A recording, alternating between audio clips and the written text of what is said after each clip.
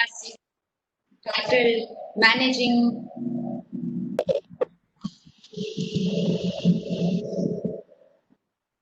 Sorry for the technical glitch here. Good morning and welcome to all the participants of a joint webinar series titled Managing Mental Health and Emotional Well-Being, hosted by Department of Business Administration in association with Department of Civil Engineering of St. Joseph Engineering College. Well, all of us are aware that each and everybody in this world are affected by lockdown and the fear concerned with coronavirus. Well, since March, I met several people, came in contact with people from different professions, business people, homemakers, even doctors for that matter, and students, of course.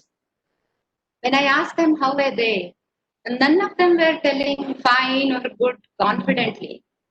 Each one of us were emotionally choked at different intensities.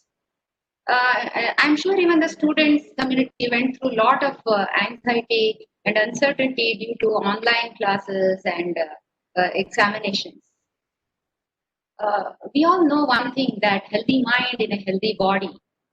Well, this is a vicious circle, and if our mind is affected adversely, even our body also triggers false alarm and leading to various sicknesses. Therefore, we also have a challenge to keep our mind sound, to have a good physical health. To educate us on all these aspects, we have a renowned psychiatrist, Dr. Ravichandra Karkad. Well, I'm extremely happy to introduce an eminent resource person whom we thought is the most appropriate to address the issues and concerns of every individual, more so for students and younger generation. Let me introduce Dr. Ravichandra Karkal to all of you. Doctor, most welcome to you. Good morning. Dr. Ravichandra Karkal is an associate professor of psychiatry at Yenagoya Medical College and consultant psychiatrist and psychotherapist at Yenagoya Specialty Hospital, Mangalore. He is trained at reputed institutes. His MBBS is from Mysore Medical College and Research Institute and MD Psychiatry from Central Institute of Psychiatry, Ranchi. He has keen interest in research and has national and international publications to his name. His areas of interest are adolescent mental health, depression and anxiety disorders, effects of psychological trauma. He is a mental health advocate and has reached to thousands of students, parents, and teachers through his awareness programs. He uses his creative abilities in writing, photography, and public speaking to reach out to young people in India and abroad during COVID series through social media posts and webinars. Sir, on behalf of St. Joseph Engineering College entire team, I accord a very cordial welcome to you. Thank you. Well, participants can raise your doubts in the chat box. Well, Doctor, may I request you to start the session now? Good morning, everyone. So, first of all, I would like to thank Dr. Anjali Ganesh and all her colleagues at St. Joseph Engineering College, Mangalore, for giving me this wonderful opportunity to connect with a large group of people, teachers and young people, to spread the word on managing mental health and emotional well-being. So I would also thank Madam for that gracious introduction. So without wasting any time, let me begin my session.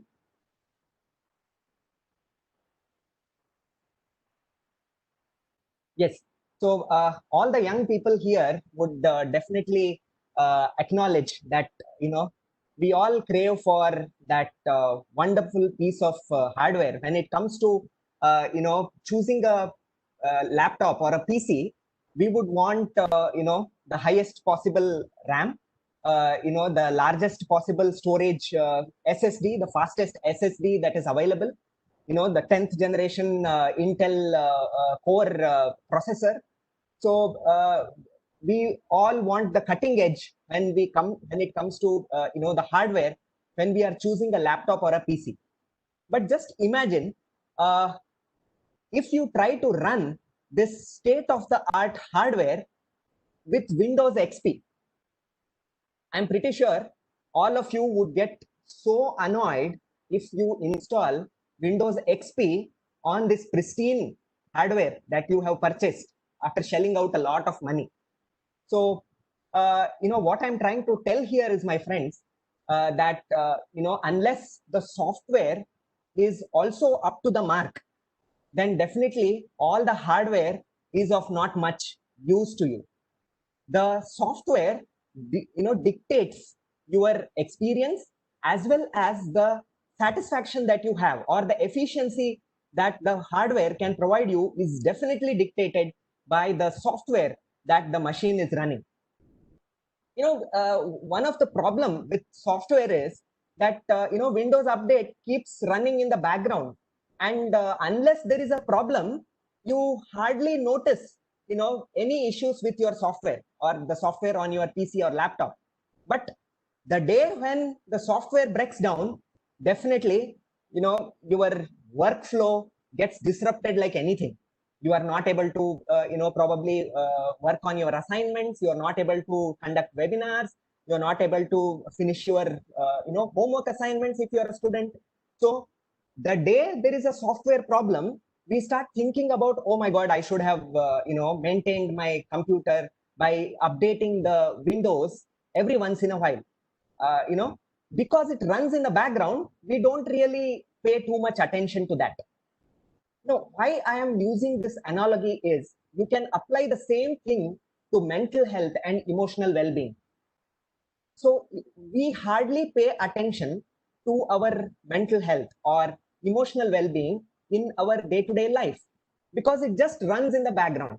Most of us, we experience lot of events in our life, and somehow we keep learning about how to tackle those with appropriate coping strategies. It sort of runs in the background, and it does not, we don't really pay too much attention to them unless something really bad happens, when we face a big crisis or when we face serious mental health issues. That's when we realize, oh my god, I should have taken care of my mental health, I should have taken care of my emotional well-being, and shouldn't have waited for this day for everything to break down or my life to crumble to think about mental health.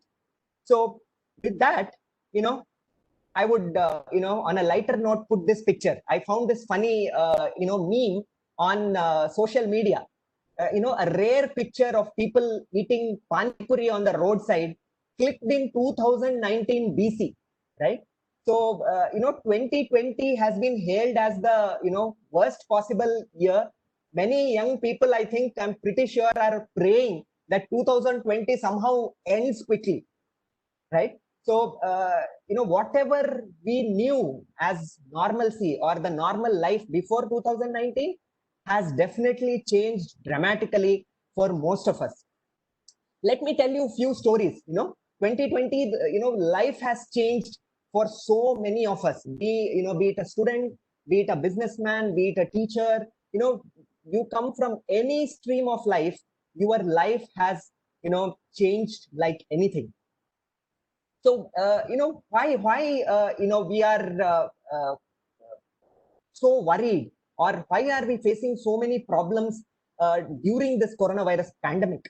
See, basically, there is a lot of uncertainty surrounding this coronavirus pandemic, right? So I was just looking at the statistics. You would be surprised that the number of people who died, in the months of April, May, June, July, August in 2020, the total number of people who died, not only because of coronavirus, I'm saying, is much lesser. The number is much lesser when compared to the number of people who died in the same months in 2019. Tuberculosis kills lakhs of people every year in India. Many other infections like malaria and all other infections kill much more people than whatever fatality has happened due to the coronavirus. But why is it that we are so bothered, and why our life got so disrupted because of this virus? See, definitely, I think the novelty, the enigma and the mystery surrounding, this virus, like what is the nature of this virus? What is the structure of this virus? How does it spread? What precautionary measures we have to take? What are the clinical signs and symptoms? How do we treat this? How do we prevent this from spreading like anything? So there is so many question marks and uncertainty surrounding this virus and the pandemic that all of us are stressed out. So there are also, especially for the students, there are so many questions surrounding when will the college start? When are the exams going to be held? How are the exams going to be held? Will it be online? Will it be offline? What is going to happen to my career? People who are in their final year, what is going to happen to my career? Will I land a job? Will I find a lot of difficulties in future? And my career. How long is this pandemic going to last? Right? Because when we know that something is going to last in 1 month or 2 months, definitely we are at least having this hope that okay, after 2 months is going to end. But we don't have any clarity even regarding that. Also, you are very worried about contracting the disease. You are worried about your health. You are worried about your aging parents and family members. What about their health? What if they contract this illness? Whether I will lose my close family members because they have so many problems, health issues, if they contract, or if I give it to them, what is going to happen? So there is so much uncertainty surrounding this virus and the pandemic that it has led to a lot of stress in us. So basically, let me, narrate you some stories, some patients that I have come across. One is I came across a person who told me that every time she walks out of her balcony, balcony of her home, she, it appears as if the virus is there everywhere. The person who is walking across to her, she feels as if the person is carrying coronavirus and he will give it to her. So we are so worried about even stepping out of our home because we are afraid that somebody will give us the coronavirus. There were a lot of travel restrictions. There was strict lockdown in the beginning. I, heard about a colleague who, whose father was working in a Gulf country and he could not go to his, attend the last rites of his dad who passed away. He was a healthcare worker. He passed away in a Gulf country and he could not attend, he could not see his dad for the last time, right? And I also came across a person who had just traveled from Gulf country. He had waited for many months to come back to India because he was scared that if something happens in the Gulf country, who is going to look after him? Luckily, he came to India. But even after coming to India, at his home, he was restless because he was imagining that he may be carrying coronavirus because he traveled in the flight. He may have contracted the disease from someone. And what would happen if he would give the coronavirus to his family members? He was feeling very ashamed and guilty of that he would probably give it to someone. Education has changed. The traditional classroom that we knew, where we would interact with our teacher, the personal interaction that you would have with your teacher, that has gone away. Many of us are forced to online classes only. And many of us are even forced to work from home. The office place where we used to have our colleagues, where we used to have rich interactions, where we used to socialize with our colleagues, that is also grabbed away from us. I got I got an interesting case a few months ago. This was a girl who was studying in 10th standard, and she had a dream that she wanted to do extremely well in this 10th standard exam and wanted to prove to everyone that she is a good student and she can perform really well. So she had prepared a lot for this 10th standard examination. And what happened? The coronavirus pandemic started and the exams got postponed. For a long period of time, she was not sure whether the exams will be conducted or not. Many people were telling her that the 9th standard examinations will be, the marks that she had scored in 9th standard examination would be carried over to 10th standard examination. And she was very upset about it because she had not done well in the 9th standard examination. So her dream of doing well was grabbed away from her. I also came across a student of our own university who was telling that she was unable to attend the online classes for the last few weeks because of heavy rains in her, in her home place and, flood situation in her home place. So because of her inability to attend the online classes, she was not sure how she would do in the first examination, the first year MBBS examination. And I told her why are you so bothered about the exams? Marks are just marks. They are just numbers. Don't worry about it. At that point of time, she told me, doctor, this is, a big thing for me. This is a dream for me. My dad has invested lakhs of rupees. Coming from a middle class family, he wants me to do well. I want to show to my dad that the money that he has put in for my career is not going wasted. But I was helpless. I could not give her any answer when she told these problems that she was facing in her education at that point of time. Also, the number one problem that is haunting most of us is the isolation and the social isolation. Mental Health America is a non-governmental organization in United States which conducted a survey. Like it surveyed people and students, basically young people, asking like what was the number one reason for their anxiety or depression or stress at this point of time. And many of them, up to 70 to 80% of them told that isolation from their peers and friends was the number one reason for their distress and for their anxiety and depression. You would be surprised that only 30-40% of them were worried about the coronavirus. So the number one reason for their anxiety and stress was mostly isolation. And also there is a lot of stigma associated with this disease.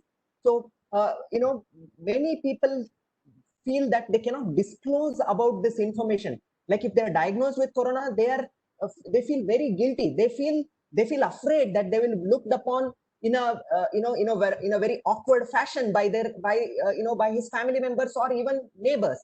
And many feel ashamed to come out and tell that they have coronavirus disease. So even people who have contracted the disease, although they may not have a severe outcome, they may not be admitted to ICU or they may not experience severe respiratory problems, but still the amount of distress that they experience when they are isolated or quarantined is enormous. So these are all the reasons why this current crisis, the current pandemic situation has led to so much of stress in us. Also, what has happened is during this period of time, because we are at home, we cannot go out, we are afraid of go out sometimes, we cannot meet our friends. Most of our interaction has moved on to smartphones and screens and digital technologies. So this social media overuse has also led to a lot of anxiety and depression, especially in young people. There is enormous research which looks at people who have increased exposure to social media, and especially people who are exposed to sensational news on Facebook or Twitter or Instagram, scary news which gets shared in social media. They can have a huge impact on the stress levels of individuals, and they can impact the mental health and well-being of an individual. But these are some of the reasons that we looked at, the causes and the reasons why we are so stressed at this point of time.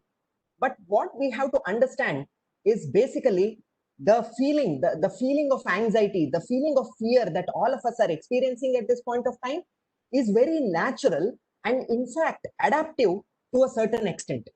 Because unless we feel anxious, we would not take enough precautions to ensure physical safety. Like for example, be it wearing mask in the public, be it keeping physical distance when you are in between people, and also staying home unless it is extremely essential for you to go home. These precautionary measures, you are able to take these precautionary measures because you feel anxious, you feel worried about it. So what I want to emphasize here is that these feelings of anxiety, sadness, and at times anger and frustration, these are universal feelings. Sometimes, I get to speak with people who tell me that, why am I experiencing this? I don't want to get rid of these feelings. But getting rid of these feelings is not the solution, right? So I have put you a quote here. Being tough doesn't mean a total absence of fear, anxiety, and sadness. Being tough is when you accept it's okay to feel like this and keep fighting. So we should all feel that, it is quite normal to experience anxiety, sadness, anger, and other difficult emotions during crisis like this, during, difficult times like this, and we need not feel bad for experiencing these emotions. But to understand, the emotional experiences we are going through, we have to understand how our body works in the face of distress or in the face of danger. This is something known as the stress response. Some of you may be aware of it. the stress response is a very physiological, response system in our body, right? So there are two systems in our body, or there are two kinds of nervous system in our body. One is something known as the parasympathetic nervous system. Other one is sympathetic nervous system. To put it in simple words, the sympathetic nervous system is like the accelerator pedal of your car. So whenever your brain senses that there is a danger in the environment, or even if you think of something in your mind about some danger lurking around, your sympathetic nervous system becomes activated. And when the sympathetic nervous system becomes predominant, your pupils dilate, your heart beats faster, your lung oxygen intake increases, your digestion system becomes a little inactive, because this is a time to either fight the danger or run away from the danger. This is something known as the fight or flight response. So there is another system called as the parasympathetic nervous system, which is like the brake pedal of your car. So when you feel that there is no danger outside, or there is no concern for you at this point of time, and you can relax, or take some time out, definitely your parasympathetic nervous system takes predominance at that point of time. Here your pupils constrict, your heart beats slower, your lung oxygen intake reduces, your digestive system takes an upper hand, because this is the time for a siesta. You can lay back, have some nice food, relax for a certain period of time. So both the nervous systems, the sympathetic nervous system and the parasympathetic nervous system, they are active all throughout the day. And whenever there is a sense of danger, the sympathetic nervous system takes predominance. Whenever there is a sense of relaxation, the parasympathetic nervous system takes predominance. So there is a dynamic balance between these two when throughout the day. The stress response system is something like the survival response of our body. So whenever there is a sense of danger, the stress response takes over. But what we have to remember is, we don't have danger all the time. We need not get worried about being in danger all the time. So what happens is, there is always some balancing going on between the two kinds of nervous system. And what happens is, when you use coping strategies, that is, if you use certain techniques to take care of your mental health and to take care of your emotional well-being, the sympathetic and parasympathetic nervous system get into a balance, and it brings a feeling of calm, or it brings a feeling of relaxation in you. So it is very important that all of us understand how we can use certain coping strategies. So, but before we go into the depth of coping strategies and mechanisms by which you can take care of your mental health, we should understand how we respond to stress. We are all different when it comes to responding to stress. So, for example, some of us may feel, I feel the need to do a lot of stuff. People come and say that, doctor, I feel so restless. I feel like doing, 10 things at a time. I want to take up new projects. I want to try a lot of new hobbies. I want to meet a lot of new friends. I'm feeling so restless inside. So this is a set of people. What advice should be given to these kind of people is basically, they have to take enough breaks in between, and they have to balance their work life and also their family life, and they have to include activities which bring fun and pleasure in between work activities. Then there are a set of people who come and tell me, I feel like running away. I feel so tensed and I feel so keyed up and anxious that I cannot handle it anymore. I just want to get away from this. I just want 2020 to end. I cannot manage it at all. These people are usually affected by sensory overload. That is, they are either using their smartphones too much, or they are watching news too much. So a right advice would be cutting down on media consumption, cutting down on consumption of news and social media. That would be the good advice for them. There are other set of people who would say, I feel immobilized. I have no motivation to do anything. Doctor, I just lie down in a bed. I just sit in a corner. I don't feel like doing anything throughout the day. What should I do? So for these people, basically, they should increase the sensory information. That is, they should probably talk with their friends on video call. They should probably pick up new skills. they should probably take small steps to bring in some fun and pleasurable activities in their day. Then there are a set of people who feel disconnected from all their emotions. They know that in the back of their mind, they are anxious, they are sad, and they are distressed, but they don't want to address it. They have just compartmentalized all these emotions to a side, and they don't want to touch there because they know that it is like a Pandora's box. You just try to open it, and there will be so many emotions that I cannot handle it. So these people should be advised to become more aware of their thoughts and feelings and how to address or how to cope with those emotions and thoughts. And then there are, definitely many of us, we feel that we are okay. Like even in the face of all that pandemic and all the trouble that I have faced in the exams or all the trouble that I have had in the online classes and everything, I still feel okay. For these set of people, there is always a scope for improvement. Definitely, they can still use certain strategies to, become much more better at handling their stress levels. So first of all, my friends, you should understand what is your stress response like. So once you identify the stress response pattern in you, then you can address it using certain coping strategies. So let's let's go ahead and address what are all the coping strategies that you can use to manage stress and to manage your mental health. So the most easiest way by which anybody can manage their stress levels or can manage their emotions is by slowly and deeply breathing. Okay, we breathe 24/7, right? So but we hardly pay attention to our breathing anytime throughout the day. So this breathing exercise is all about paying attention to how you are breathing. So wherever you are sitting right now, just observe how you are breathing in and how you are breathing out. Okay, right? So breathing is such an important part of any relaxation technique, be it ancient methods such as yoga or take any form of relaxation technique. Breathing is always a part of it. So what you have to do is basically pay attention to how you are breathing in and how you are breathing out. Try to do it for a long period of time, at least to begin with few minutes, like 5 minutes at least. If you can do it few times in a day, 2 to 3 times in a day, that can bring down your stress levels like anything. So what happens is when you observe and pay attention to your breathing and when you slow down your breathing, you are sending a message to the nervous system. I was talking about the sympathetic and parasympathetic nervous system. You are sending the message to the nervous system that everything is fine.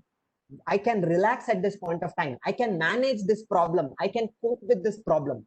So breathing is the first thing that you can use. It's an easy fix for many of the stressful situations that you may face in life. The second important principle that we have to keep in mind is something known as mindfulness. So mindfulness is a ancient technique. It is derived from Zen Buddhism. Okay, so it is a well-renowned psychotherapeutic technique also, right? So what is mindfulness is basically it involves 4 or 5 principles. So what are those principles? Let's look at it one by one. First important principle is something known as being present or being in the moment.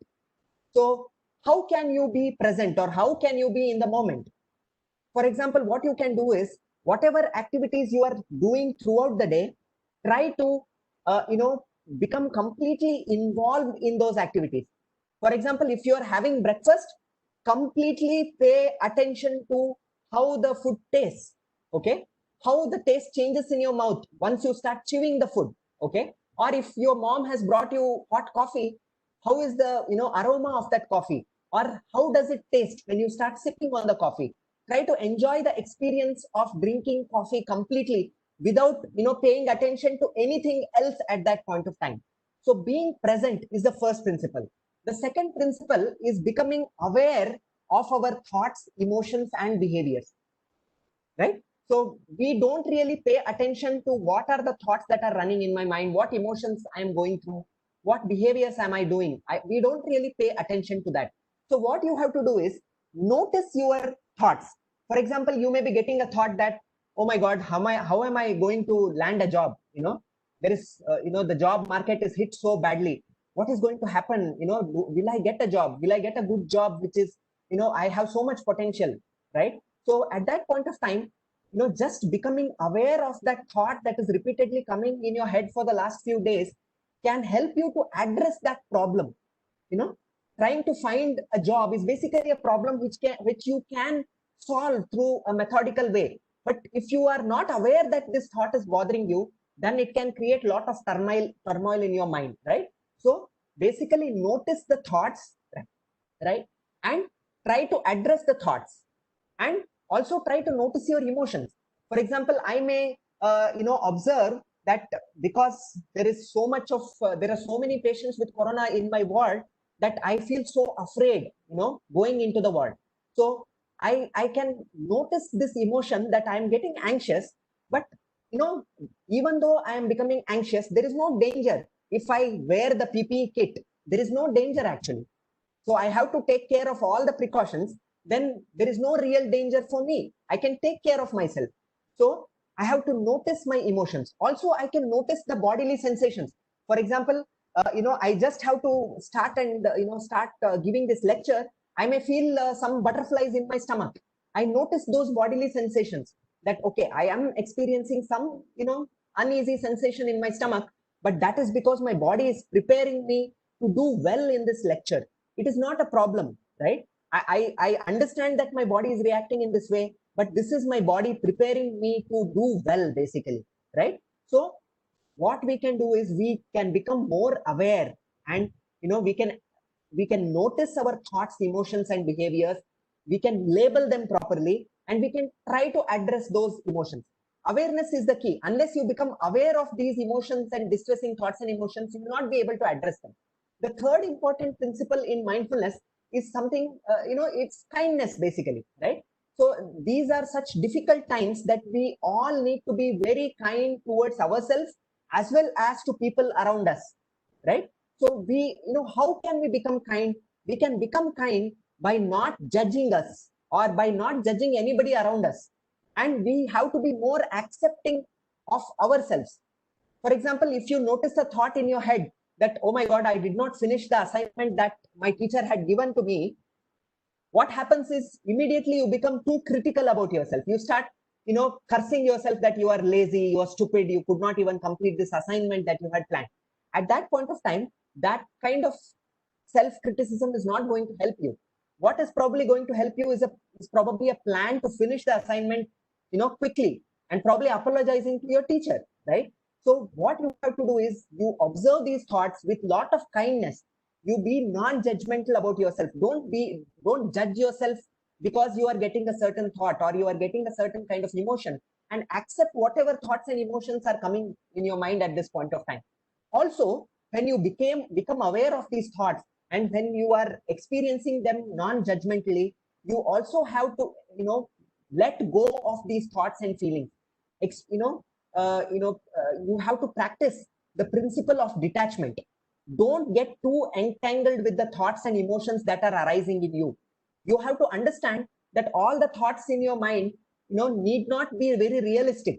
Many of these thoughts are very imaginary, right? It's all part of the thought process, or some of the emotions that you're experiencing. It's because of the situation outside, and those emotions are very transitory. So you just have to practice the principle of detachment and letting go also.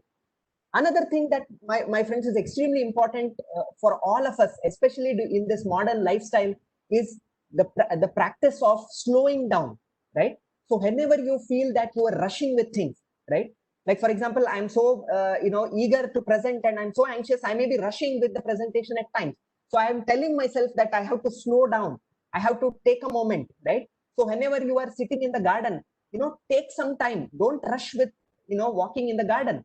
Just observe all the flowers in the garden. Look at all the probably the butterflies in the garden. Or if you're taking a walk to the college, observe all the nature that is around you. Take time to slow down. Don't rush with your thoughts, right? So slowing down can definitely help you to feel much relaxed. So all these principles are part of mindfulness. What are those principles? Presence, awareness, kindness, detachment, and slowing down. So how can you become used to practicing this principle of mindfulness? Is basically by doing something known as a mindfulness meditation. you can use guided meditation apps such as the UCLA Mindful app, which is a free app available on App Store. You can just download this app and basically you can plug in your earphones and listen to the guide who will guide you through the process of the mindfulness meditation. He would include all these principles in the meditation so that you can experience the feeling of relaxation. So mindfulness is the second thing after breathing exercise. The third most important thing is, my friends, you have to watch, what words you are telling, inside your mind. Words have power, so you have to choose them very wisely. For example, in this crisis, we may be getting some thoughts such as, I am in danger. I am in danger. This is an example of something known as emotional reasoning. Because you are very anxious, you get a thought that, you are in danger, but it may not be real. So what you have to do is, instead of telling yourself that I am in danger, you can tell yourself that, yes, there is a pandemic going around and there is a problem, but if I take adequate precautions, then I can keep myself safe. By taking adequate precautions, I can still go to college. So you have to change the way you think. Another thought may be, this crisis has ruined my career. What you have to understand is, yes, this crisis has disrupted so many of our work and so many of our plans in life, and so many of us are finding it very difficult to adjust and cope with this pandemic. But still, it is just a passing phase. This too shall pass. So you need not come to this extreme conclusion that your crisis, this crisis has ruined your career. So you have to change your thought. Then somebody may get a thought that I have an itch in my throat, I have coronavirus. So basically, this is an example of jumping to conclusion, right? You have very little evidence, it's just a symptom of itchy throat, which can happen because of the rainy season also. But still, with this limited evidence, you diagnose yourself with corona disease and you start imagining so many things. What if I get hospitalized? Who will take care of me? What is going to happen? Whether the doctors will give me good treatment? You may start imagining hundreds of things based on just one symptom of an itchy throat. So we should not jump to conclusion like that. Also, many people, especially young people, may have certain strict and very rigid rules in their head that I must do this, I should do this. If I don't do this, I'm not a good student, or I may not be a good person. So you should not have rigid rules like that. Get rid of these musts and shoulds in your head and be more flexible with yourself. Just tell yourself that it's a difficult time for all of us. It's okay if I am unable to perform up to the mark. Also, we may be telling lot of bad things about ourselves in our head. We may try to label ourselves by telling things such as, I'm a loser, I'm a stupid person, I have wasted away 4 months of my life. Stop telling all these things, because words have power and you have to choose these words very wisely. So instead, you can tell yourself, I am brave, I deserve love, I am worthy, I persist in the face of calamity, I will prevail, I am calm. So by telling these positive suggestions in your mind, by repeating them, or probably having a wallpaper in your study place with these type of suggestions, you can try to boost your morale and you can try to motivate yourself. So the three important principles that we looked so far is, one is breathing exercise, second one was mindfulness, and the third one was managing our difficult thoughts during this crisis, and to manage our well-being. Now, coming to we all need to develop an attitude of gratitude, especially during these difficult times, because many times what happens is, we may get very engrossed in looking at all the problems in our life, so that we lose touch with all the good things in our life. So I came across this wonderful comic which says, the world is full of darkness, that if you stare at it for too long, only the dark parts, then you will become blind to all that is bright in your life. So we all should be very grateful. So morning, when you wake up, tell this gratitude prayer. Just, try to count your blessings. What are the good things that I have in my life? I am pretty sure the list of good things in your life would be much longer than the problems in your life. So don't focus or don't give too much of limelight to only the problems in your life. Try to, develop an attitude of gratitude and count your blessings. Also, as I told in the beginning, because of the uncertainty surrounding the pandemic, we get really stressed, because all of us hate uncertainty. Especially young people want a predictable routine. That's why young people do quite well when they have a school to attend or a college to attend, because they are sure that, this is going to be the routine in my life. I have few classes, I will meet my teachers, I will meet my friends at this time, I will play a sport at this time, we will go out for a coffee at this time. Life is very predictable. But at this point of time, life has become very unpredictable. So what you have to do is, instead of focusing on the difficulties or the uncertain things in life, try to focus your attention on what things you can control, right? So how you can do that is by making a predictable routine, right? Like waking up at a certain time, having breakfast at a certain time, taking bath at a certain time. This may appear silly, but doing all these things at a predictable time brings in lot of relaxation and calm inside you. So try to build a predictable routine. Have a routine, some routine. You need not be too rigid about it. Be flexible with it, but still have a proper routine. Also, I think all the young friends who are here, it can happen that because, there is a lot of problems with your education, you may start feeling that you are not able to achieve your goals, right? So what you can do is try to fix some small goals, okay? Because many times what can happen is, in these difficult times, if you have too ambitious goals, too unrealistic goals, and if you are not able to achieve them, you will, downrate yourself. You will feel disappointed, and it will further lower your self-esteem. So what you can do is, whatever ambition or big goal that you have, try to break it down into small parts and try to address the small parts one at a time, okay? One thing at a time. Try to focus on the present moment, right? You can always take baby steps towards your goal, right? And always remember, my friends, anything that you're doing, look at what is the intention behind doing this. Because many times, even I have observed that, I am mindlessly using my phone. I'm just scrolling social media, or I'm just opening Netflix to watch some TV series randomly. Because if you don't have a proper routine, and if you are unable to manage your emotions, you can easily get distracted into doing something mindless, okay? And what happens is, after using phone or laptop or any devices mindlessly, you don't really get a feeling of satisfaction at the end of it. So if it is happening that you are watching something for 2 hours, 3 hours, you're binging on Netflix, and you are not able to feel the satisfaction, or you're not feeling good about yourself, then you have to tell yourself that something is going wrong. I am using phone or I'm using Netflix as an escape from the difficult emotions probably that I'm experiencing. So it is important that I address these difficult emotions rather than mindlessly getting into using devices. Also, getting good sleep is extremely important for your mental health. We all need 7 to 8 hours of sleep. Sleep is the cheapest prescription any doctor can give you. Don't neglect your sleep. Especially don't deprive yourselves of sleep by using phone or gadgets late at night. Get regular exercise. Exercising for 150 minutes of moderate intensity or 75 minutes of vigorous intensity exercise is extremely important for all adults. 150 minutes of exercise in the whole week, I'm saying, right?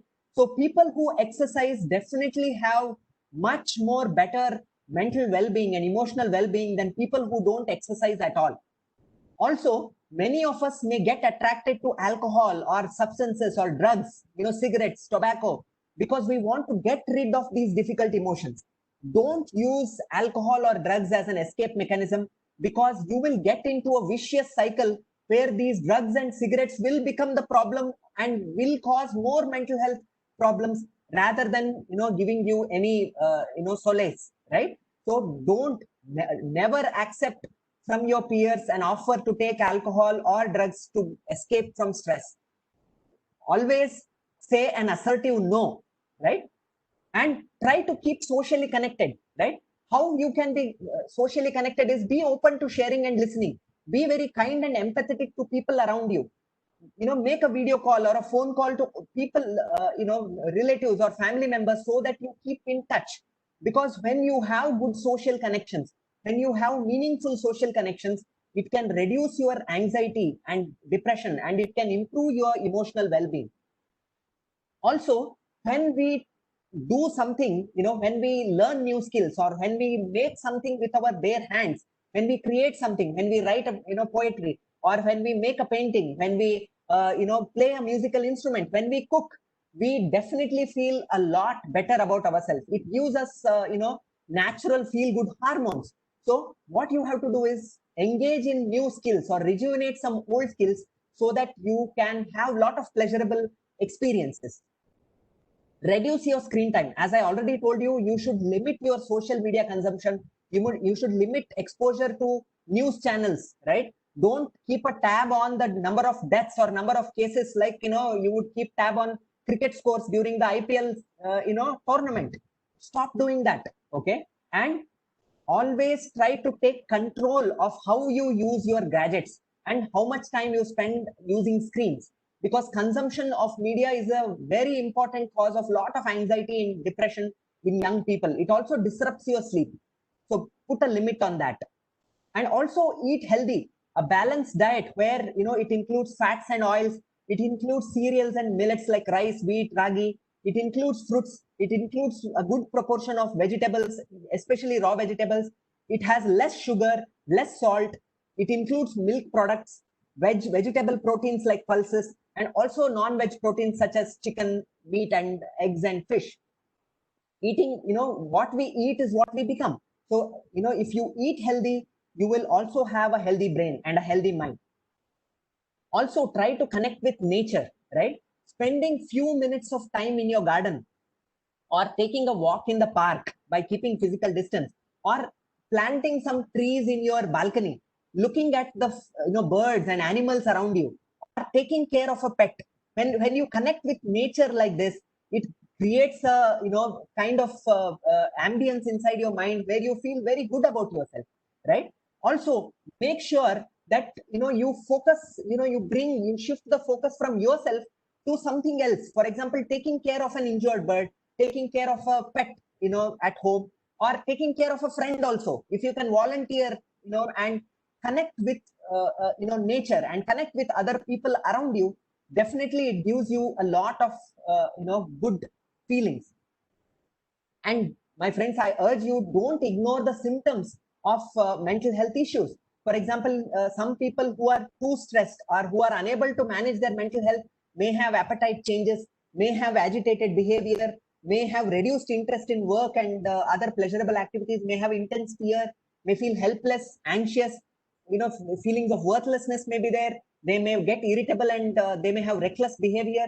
They may have social withdrawal. They may have difficulty concentrating, and all these problems. If you are experiencing any of these, always seek help.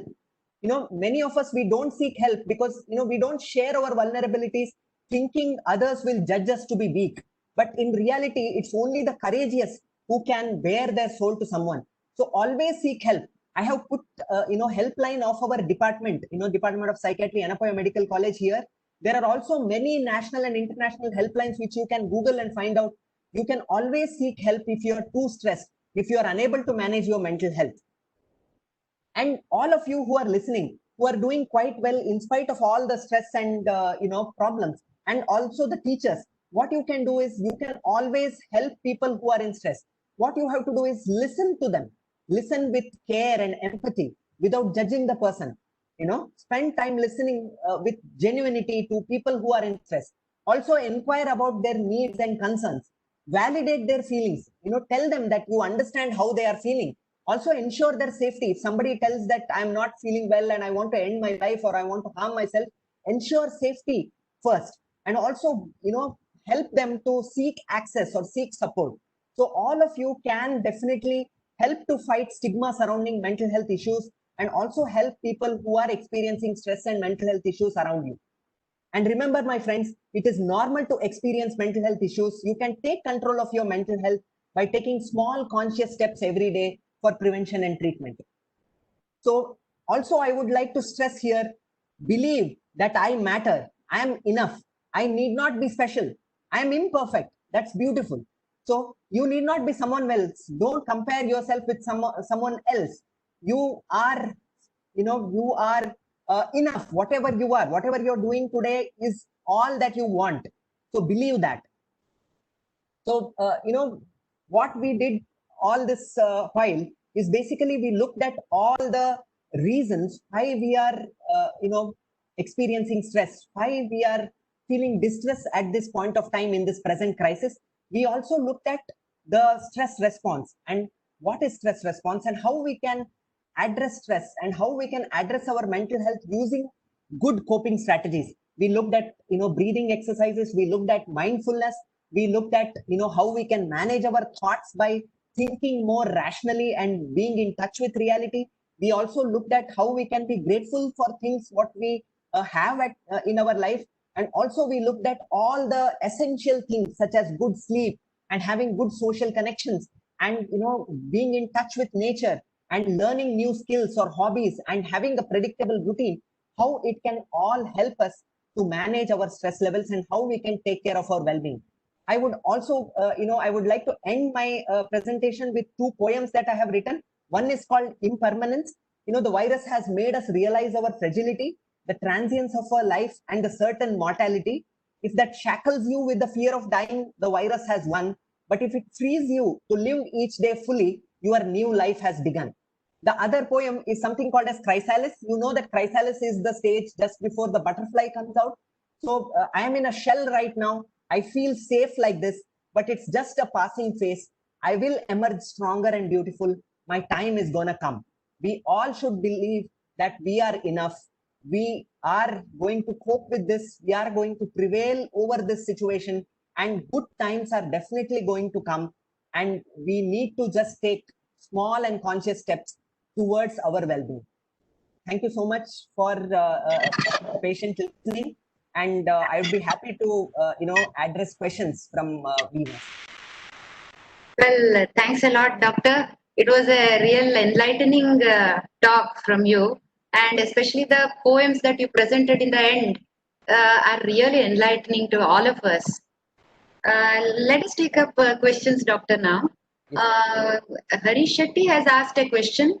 Everyone has a fear of losing their jobs, especially teaching professionals, which leads to a great amount of stress. How to deal with this? Your views on it? Right. Yeah. The most difficult part of this pandemic is that we are dealing with some real dangers, because sometimes we get clients who are afraid of something which does not exist. But here, the pandemic is very real. The threat is very real, and the threat of losing your job is quite real, right? So I'm pretty sure there are so many aspects which are not in our control. There are so many policy matters and there are so many systemic issues that exist in our society at this point of time which we cannot control. But what we can definitely do is we can take control of the things which are in our purview. For example, what we can do is make a realistic assessment of what are the odds that I am going to be thrown out of my job, right? There is a good chance that you may be imagining, because you have heard some news or because you have seen somebody else losing their job, you may be imagining that I am also going to lose my job, right? So if you feel that you are paying too much attention to this thought, which is just a assumption or a hypothesis at this point of time, then try to change focus from getting preoccupied with that thought to something which you can control. What you can control is, because you have some time at your hand, if you have an extra time at hand, can I enhance my skills? Can I put some more things? Can I add some more things to my CV, so that even in the worst case scenario, if I lose my job, will I be in a better position to land a better job, right? So what things can I do so that I can ensure that I update my skills? I do my best, whatever I'm doing at this point of time. If I have been asked to do some teaching job, or if I have been asked to do some administrative jobs, can I put in more effort and can I enhance my skills at that, rather than living in the fear every day that I will lose my job? So probably shifting focus from the fear to things that you can control. As I already told, there is a lot of uncertainty and unpredictability. So you will have to make your life more predictable, right? So with that, I think we can address this fear. Hello, sir. Yeah. I am Ajit speaking. Yes, Ajit. As of now, we have in a chat box which is privately coming on. The queries are: first one, Sir, sometimes we get very angry on something and shout out on everyone at the time. Later we feel bad. How can we control that? Right. So basically, what you have to understand is, see, many of us are feeling very irritated and angry these days because if we are not addressing our emotions properly. For example, you may be concerned about your exams. You are really worried about what is going to happen in the exams, and at that point of time, during the day when you are very anxious, if your mom comes and tells you to do some work, you may have an outburst of anger. So basically, what you have to do is you have to address the root cause of the anger. So the root cause here was that you are anxious basically about the exams. So what can you do to bring down the anxiety so that you are in a much more calm state and you don't get provoked to anger? Other things that can help to manage your anger is, first thing is, if you feel that you are getting into an argument with your family member or with your sibling and you feel that you will get angry, tell that you want a cooling off period. That is, you request them that I am not in a great state of mind, can I take 10 minutes off? I will respond to you later, I will talk about it later, right? So take a cooling off period. Or what you can do is you can look at the thought process that is running in your head.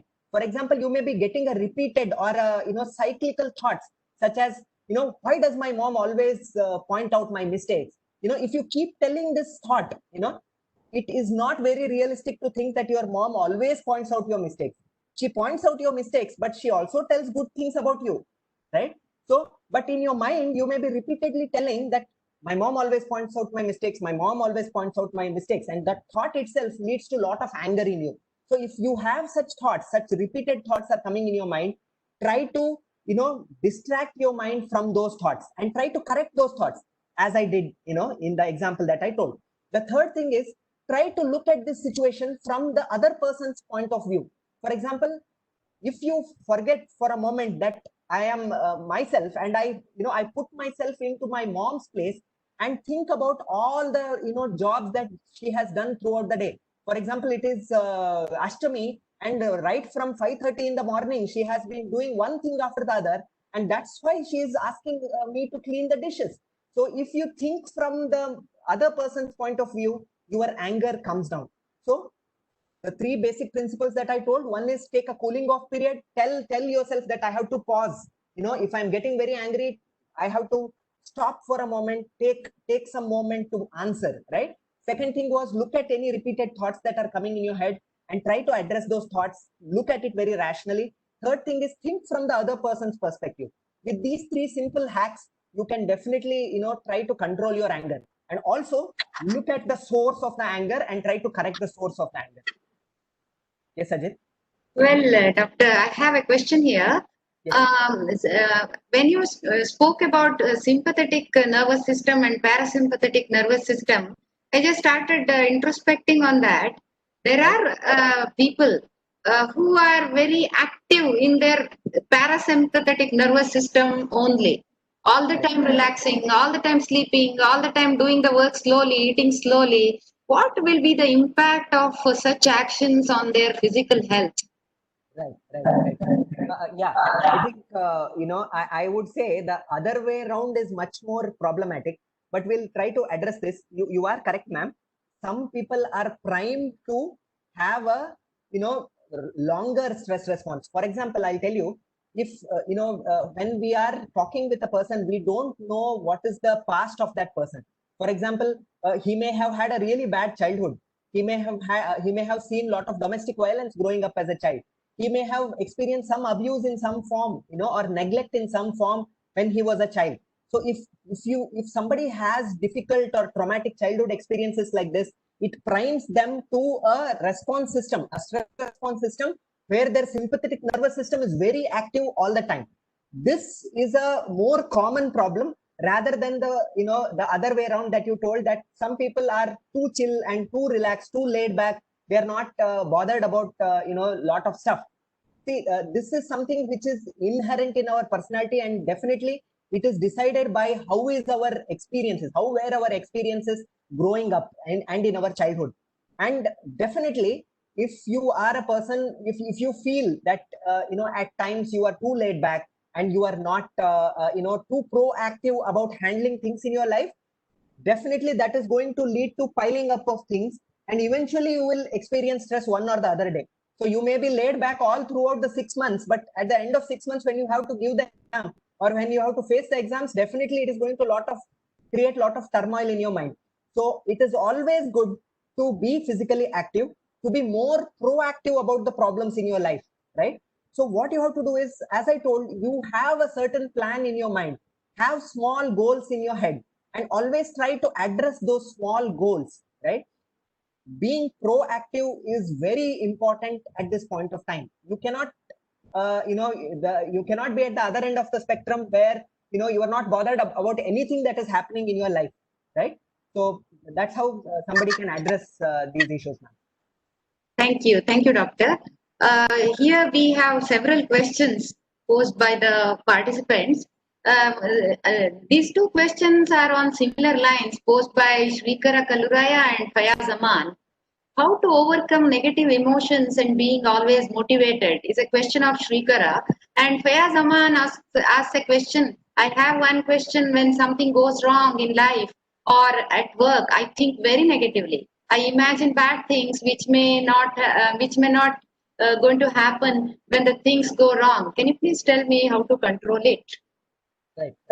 So basically, what we can do is, see, first of all, we have to remember that being happy all the time or being in a state of motivation all the time is impossible for anyone. Okay. Happiness is just one of the emotions that we experience. We should naturally experience the whole range of emotions. We should feel anxious, we should feel sad, we should feel angry. So having the whole host of emotions is nothing wrong. Okay. And nobody can be motivated all the time, right? It's impossible for someone to be motivated. We will have some downtimes, we will have some phases where we don't feel that excited about what we are doing in life, or we will feel a little down. At that point of time, what we have to remember is, maybe something is walking us down, something is bringing us down. What may be that? Okay. Is it some thoughts about myself? Is it some wrong thoughts that I have about myself? For example, I may have a thought that I am lazy, or I am stupid, or I'm not good at talking with people, I'm not good at speaking with people. If you have some issues with your self-esteem, that can also lead to a lot of negative emotions, and that can also lead to being very self-critical when somebody gives you a negative feedback. Okay. So that is something, your self-esteem and how you think about yourself needs to be addressed first. Then if you have a negative emotion, what you have to do is, the first thing is, as I told you, become aware of the emotion, notice it and label it. Also, you can address each emotion by doing certain things. For example, if you have an emotion of anxiety, you can do the breathing exercise to calm yourself down, or you can take a hot shower to feel relaxed, or you can eat something nice to calm down your anxiety, or you can play with your pet to calm down yourself. If you're feeling sad, you can listen to some bright music, or you can go for a jog, right? So any emotion, any negative emotion that you have, you can use certain simple steps, and you can do certain small things which can slowly change those negative emotions. There is no way you can put a delete the emotion. You will have to manage it, you will have to cope with it using certain coping strategies. Also, what you have to do is, try to look at comments from other people in a very rational way. Okay. For example, we may have certain wrong notions in our head. Like, for example, if you have given a dance performance, 10 of your friends rush to you, and 9 of your friends tell that you did an amazing job, man, it was exciting to see you dance. But one critical friend tells you that some of your moves were not in sync, or some of the things that you did did not appear very fluid. At that point of time, you have to remember that 9 of my friends have given positive feedback to me. It's only this one friend who has given me good critical, positive criticism. So can I look at all the good things told by my friends, as well as try to address what this friend has told me in the next time, the next time I'm going to give the dance performance, right? So always try to look at the negative feedback in its own place. Okay. And I would definitely tell you, if you feel good about yourself, if you feel if you don't have any negative thoughts about yourself, as I told, If you have a bad self-esteem, a low self-esteem, then definitely things people tell will hurt you more, right? So address your self-esteem issues, okay? Notice and label emotions and thoughts. Try to look at them very rationally. I think these things can help you to address the questions asked by these two people. Yeah. Doctor, we have several questions asked by the participants, but because of want of time, we will be taking one last question. Ajit, could you present the question there? Yes, yes. As a person who am experienced myself, that is the part of overthinking. Can you just suggest me? You were not very audible, Ajit. I did not get the question. Hello? Yes, Ajit. Can you hear? Yes, yes. Yes. So, as a person who is experiencing overthinking, what is the take on that query of mine? Because I usually feel that same thing. Okay, Ajit, Basically, every day. I was not able to get the question. Can you put it in the chat? I think others can mute if somebody has not muted. Hello? Hello? Yeah, please tell Ajit. Can you hear? Yes, you are audible. Can you Yeah. tell? Yeah. As a person who is, as a person, I'm experiencing always the part of overthinking in my life. So, what's your take on overthinking part? Overthinking. Okay. Overthinking, Yes. Yes, overthinking. I heard it now. Okay. Yeah. I think, when do you overthink is basically when you are anxious. When you are really anxious, you try to imagine all sort of scenarios that may arise, right? You may also overthink if you are a person who is too much into the future, always bothered about the future, and you are not a person who is living in the present, right?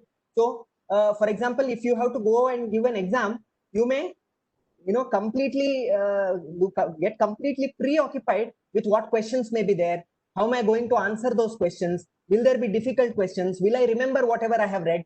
So what is basically happening is, instead of being in the present, you are already in the examination hall and you are already imagining what you are going to do when you get those questions. So basically what we have to keep in mind is, try to be in the present as much as possible, right? Other thing is, look at what are the kind of thoughts that you are getting. I'm pretty sure when somebody is overthinking, they get a lot of unrealistic thoughts and irrational thoughts that are not very close to reality, or thoughts which are not very useful at this point of time. So if you can shift the focus from those thoughts to something which is more productive, for example, if you can distract yourself on, for example, if you're bothered about what questions are going to come in the exam, instead of thinking about that, if you can focus on reading the most important questions at this point of time, you would not end up overthinking a lot, right? So this comes by practice. This comes by becoming more mindful about your thinking, becoming more aware of your thinking, and exercising the principle of mindfulness every day. You can slowly reduce the overthinking thinking that you have, right? But at no point anybody can stop their thinking completely. Also, nobody can do that, right?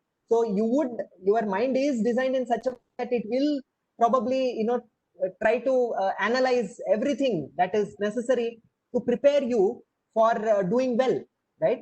So don't be under the impression that you will completely stop the thinking, right? But you can definitely reduce it by becoming more mindful. Thank you for the question. Yeah, thank you, sir. There are a lot of questions which are coming in, flowing in through. If you could just, I will, if you could just give your phone number which shows in the slide, one of the slides of helpline, it would be very helpful. 1 second, I will put a message. Yeah. Yes. So I think my email ID is already there. Email ID would be preferable to answer. Yes, doctor. Because, but I will definitely try to address through my phone also. So put it for all participants in the chat box. Okay, doctor. Yeah. So as we have come to an end of this session, thank you, doctor, for your wonderful session. It was indeed very informative. By this webinar, it had made all of us realize that mental health is not a destination, but a process. It's about how we drive, not where we're going.